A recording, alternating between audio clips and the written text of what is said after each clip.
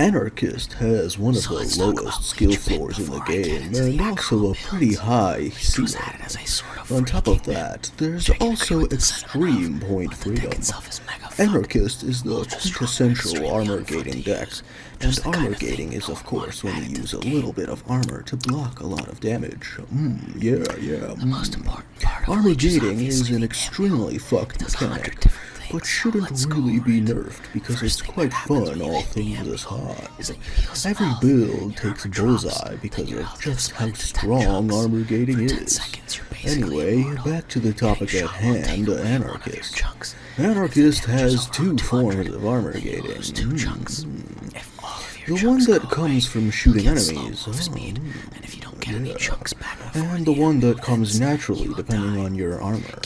So really, just doing nothing will make the deck survivable enough, and even better when you start shooting enemies.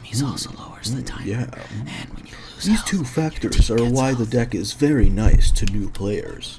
I don't remember who, but someone equated armor gating to dodge that you can see a long time ago to me. And there really is something behind that. Talk about builds now. First off, we gotta talk about anyway, because Anarchist has these two different ways of armor gating, Bullseye isn't needed on the deck.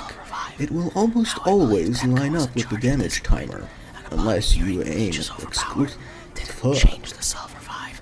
Change the deck so that you lose 2 chunks instead of 1.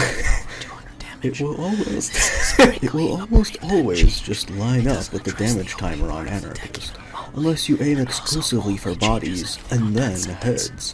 But that's kinda stupid in all honesty, especially when a headshot might just kill the enemy anyway. I've personally found that Bullseye only really does anything against dozers, since faceplates don't count as headshots, but they do count as damage, which can be nice since you're usually just walking up to dozers and mag dumping anyway. However, interestingly enough, Bullseye Aced does have value. The reason Bullseye Aced has no purpose, usually, is because against 225 damage, move on to the next build. 5 armor is the same as 25 armor, but on Anarchist, it does actually help to rebuild your armor faster. You may be thinking, who cares?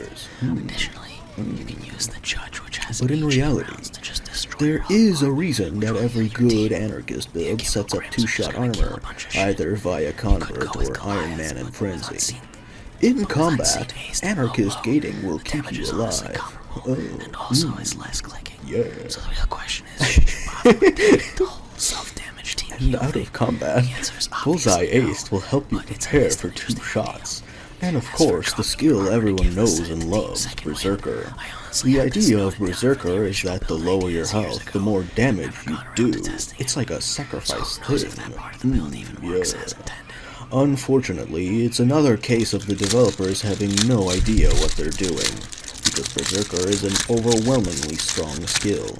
In Payday, time to kill is already pretty low, and Berserker is usually a roughly double damage boost. On some decks, this may actually be risky, but on Anarchist specifically, this is a complete meme. Anarchist already has low health, so lowering it even further just doesn't matter. If you're playing Anarchist without Berserker, I'm gonna be honest, you're basically playing Anarchist wrong. And it's these elements, the ultra cheap builds, no reason not to use Zerk, and armor gating that allows bad players to survive shit they shouldn't, that combine into the archetype of Anarchist player that everyone loves.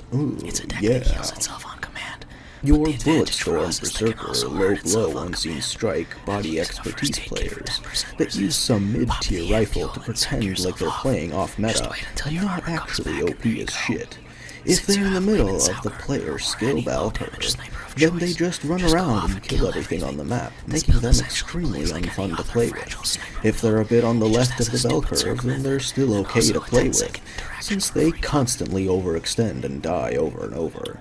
But it's not like you can blame the perk deck for the people that play it, so what can you do? Sometimes you just need to live with it. But it's not to say that all Anarchists are miserable. The good players can control the timers effectively, and know how to play the game without having to sit and just spawn kill everything. Hell, knowing how to survive with Anarchist allows you to play even things like Uppers Anarchist for weapons that don't need Zerk, and changes up the playstyle a fair bit. It's perfectly understandable why the deck is loved by all.